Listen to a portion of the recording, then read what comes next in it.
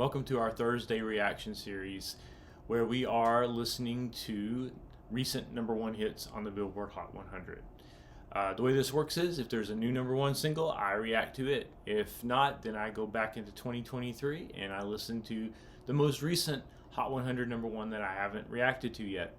This week, with Beyonce in a holding pattern at number one on the Hot 100, we are going to Bryan, who had the number one song on September 9th on the chart. On the chart date ended September 9th, 2023, with the song I Remember Everything, featuring Kacey Musgraves. I'm not going to mince words here. I'm completely disoriented by seeing that this song was the number one hit of this week. I even did a little research to see if Bryan was some secret chart phenomenon that was just off my radar, and for whatever reason this song debuted at the top of the charts. Neither Zach nor Kacey has ever had a hit anywhere close to this high charting before. So my initial question here, which I would love for someone to explain to me in the comments, is what convergence of factors caused this song to go to number one. I'm totally unfamiliar with this song, didn't even realize it existed, but apparently it was a really big deal for at least 1 week last year on the charts. Maybe was it kind of a slow chart week? I don't know. Like, what is the deal here? What I do expect is this will be a country song or a country flavored song. I am peripherally aware of Bryan. I'm much more aware of Kacey Musgraves, and so I expect something nice, but I truly don't know what to expect. So let's get into it and see what this song is all about. This is I Remember Everything, which I don't remember at all.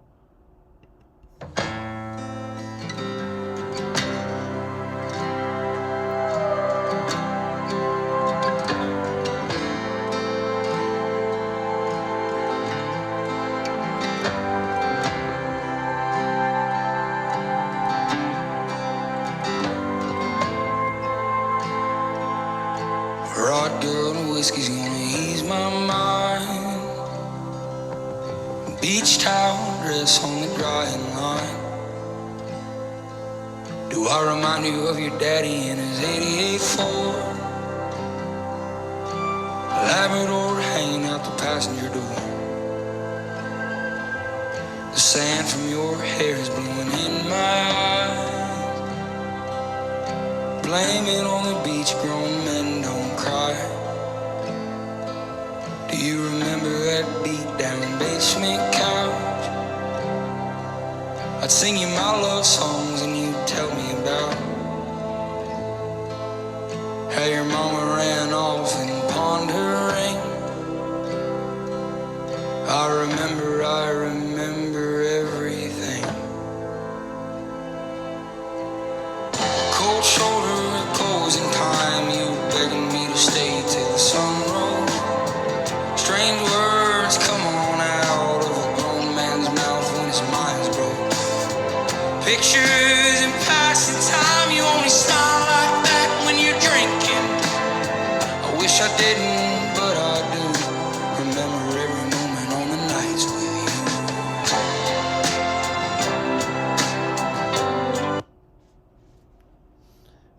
you. It is a testament to the immersiveness of this song that we are halfway through. That did not feel like 2 minutes. I was absorbed in the story that he was telling, the stage that he was setting here. So that's big ups to Zach for really pulling me into the song.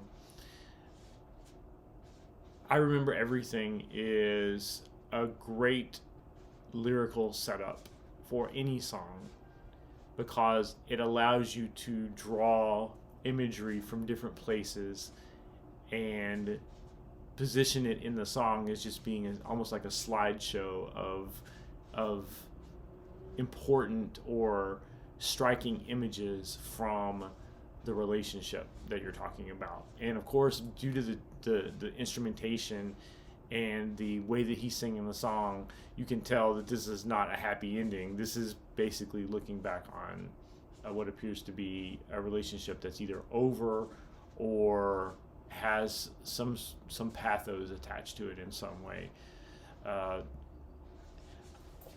I do find it a bit humorous that he's relying on the country tropes. The Ford, the 88 Ford, the couch in the basement, the bar, and you've been drinking and I've been drinking. It's all the regular country music stuff that's going on. It doesn't make it any less effective, but it's all that same imagery that we get in song after song in country music, which also begs the question again, or makes me, I don't think I'm using that phrase correctly, which makes me wonder yet again, like, why was this particular song so noteworthy when it appears to be? It's an emotional song, and I like his delivery, but what made this song special that it just shot to the top of the charts? But let's get back. Maybe this will be Kacey Musgraves' part. You're drinking everything to ease your mind,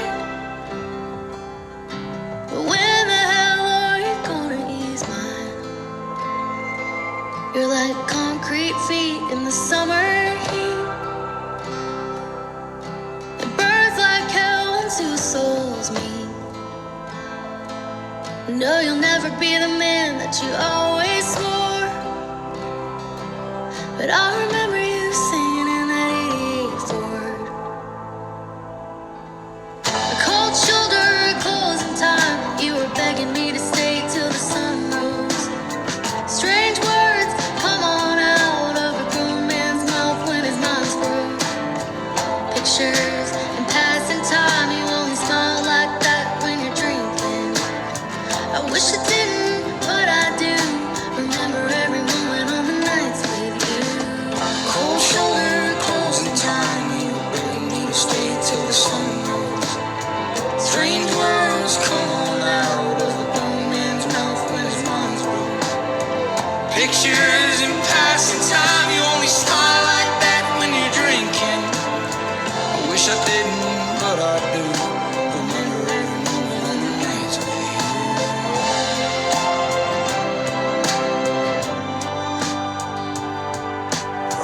Good whiskey's gonna ease my mind. Beach towel dress on the Bryan line. Do I remind you of your daddy in my 88 Ford? Labrador hanging out the passenger door.